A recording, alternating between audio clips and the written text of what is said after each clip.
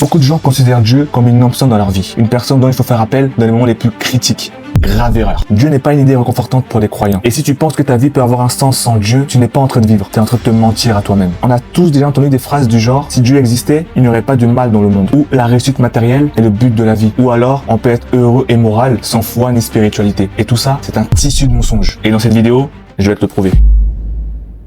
Imaginons un homme qui s'appelle Marc. Il a 35 ans, marié, 2 enfants, il a un très bon salaire. Il a la maison qu'il voulait, la voiture de ses rêves et chaque week-end est rempli d'activités et des photos à poster sur les réseaux sociaux. Mais derrière les sourires, Marc s'effondre. Chaque soir, quand il se retrouve seul dans son salon, il ressent un vide profond en lui. Un vide que ni l'argent, ni la famille, ni les voyages ne peut combler. Puis un jour, tout bascule. Licenciement brutal, les dettes qui s'accumulent et dans la même semaine, il apprend que son père est gravement malade. Et d'un coup, tout ce qu'il croyait solide commence à se fissurer. Et je te rappelle que Marc n'avait jamais cru en Dieu auparavant. Pour lui, c'était juste une béquille pour les faibles. Mais dans ces nuits blanches, là où il regarde le plafond, il sent monter en lui une peur qu'il ne peut cacher. Et un soir, au bord de l'épuisement, il murmure pour la première fois, « Dieu, si t'es là, aide-moi ». Et à ce moment-là, il n'y avait pas d'éclair dans le ciel, pas de voix tonitruante, mais une paix inattendue en lui. Comme si une main invisible venait se poser sur sa main pour enlever tous ses problèmes et ses fardeaux. Mais à cet instant, Marc comprend qu'il n'a jamais été aussi proche de la vérité, qu'en fait, il n'a jamais été réellement seul. Cette histoire, c'est celle de millions de personnes. On croit être fort, indépendant, intouchable, jusqu'au jour où tout s'écroule. Et cette histoire démontre que tu auras beau posséder tout ce que tu veux comme bien matériel, voiture, maison, bijoux, argent, même une famille en or, si tu n'as pas Dieu dans ta vie, tu te sentiras toujours seul. C'est pour ça qu'on dit souvent que l'homme est un éternel insatisfait. T'auras envie d'acheter la dernière paire de chaussures, tu vas l'acheter, 2 mois plus tard, ça va te saouler. T'auras envie d'acheter le dernier téléphone, 2 mois plus tard, ça va te saouler. L'homme est un éternel insatisfait. La Bible dit que celui qui a soif et faim, qui vienne à Dieu, car Dieu pourra le rassasier et l'abreuver. Si Dieu n'existe pas, pourquoi l'univers est réglé avec une précision extrême? Les constantes physiques, la gravité, la vitesse de la lumière, les animaux avec leur chaîne alimentaire, jour et la nuit, soleil et la lune, l'être humain qui a une création extraordinaire et exceptionnelle. Probabilité que tout cela soit créé par hasard est quasiment nulle, voire inexistant. C'est comme de lancer un dé avec des milliards de faces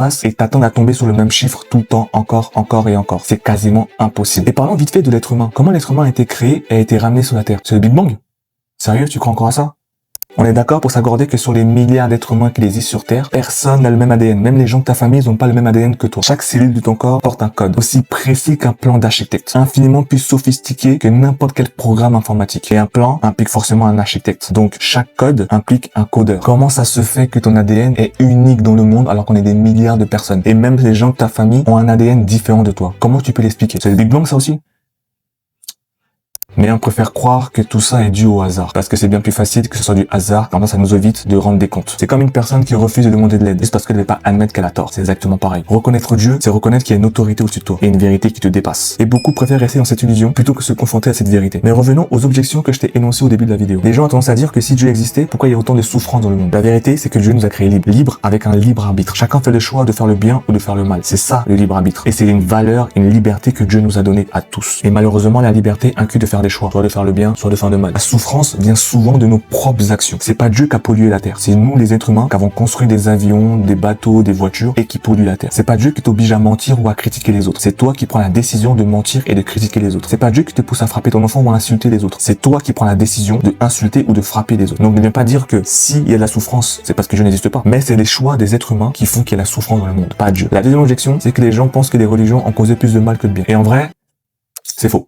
Les guerres et les massacres viennent des hommes, pas de Dieu. Encore une fois, c'est nous en tant qu'hommes, on prend la décision de faire la guerre. C'est pas Dieu qui a voulu faire la guerre à l'Ukraine, c'est Poutine. Encore une fois, c'est un être humain, c'est pas Dieu. Mais j'aimerais surtout te rappeler qu'il y a des hommes de foi qui ont aboli l'esclavage, créé des hôpitaux et défendu des faibles. Et ça, on l'oublie souvent. La troisième objection, c'est que les gens pensent qu'il peut être une bonne personne sans croire en Dieu. Avant, je t'aurais dit que oui. Mais maintenant, avec le recul, je te dis un grand non. Et je vais t'expliquer. Déjà, il faut expliquer qu'est-ce que le bien, qu'est-ce que le mal. D'où vient justement cette notion de bien et de mal? En vrai, ça diffère d'un humain à l'autre. Il y a des actions que tu vas poser dans la vie que les gens vont trouver que c'est bien et d'autres vont trouver que c'est mal. Chacun a sa définition de bien et de mal. Et Dieu dit dans la Bible, si tu n'es pas avec moi, tu es contre moi. Et ça, c'est très simple à comprendre. Une personne qui n'est pas avec Dieu, tu n'es pas avec Dieu, donc tu n'es pas croyant. Techniquement, qu'est-ce que tu vas te dire? Je vais aller en boîte de nuit, puisque je fais de mal à personne. Quand je vais en boîte de nuit, je bois de l'alcool, puisque je fais de mal à personne quand je bois de l'alcool. Je vais aller fumer de la cigarette, peu importe, vu que je fais de mal à personne. Sauf que ces choses-là sont interdites à Dieu. Tu vois ce que je veux dire? C'est pas parce que tu ne fais pas du mal aux gens que ce que tu fais c'est bien. Dieu, il est sensible à l'obéissance plutôt qu'au sacrifice. Donc si tu n'es pas avec lui, tu es contre lui. Cette phrase-là, elle est très simple. C'est que si tu n'es pas avec lui, tu vas faire des choses inconsciemment qu'il interdit dans la Bible. Et la quatrième objection que j'entends souvent, c'est que les gens, ils se disent, je ne peux pas croire en Dieu parce que je ne vois pas. Et ça, en vrai, c'est de la bêtise. Je vais donner un exemple tout bête, que tout le monde connaît d'ailleurs. L'air que tu respires, tu le vois pas, et pourtant tu y crois. Toi qui me regardes en ce moment, t'as jamais pris une fusée pour aller dans l'espace. Et pourtant, tu peux m'affirmer aujourd'hui que la Terre elle est ronde. Pourtant, tu n'as jamais vu la Terre. T'es jamais allé dans l'espace pour voir la Terre, pour la prendre en photo, pour être sûr qu'elle est ronde. Mais pourtant, tu y crois. Pourquoi? Parce qu'on t'a dit à l'école, on en parle partout à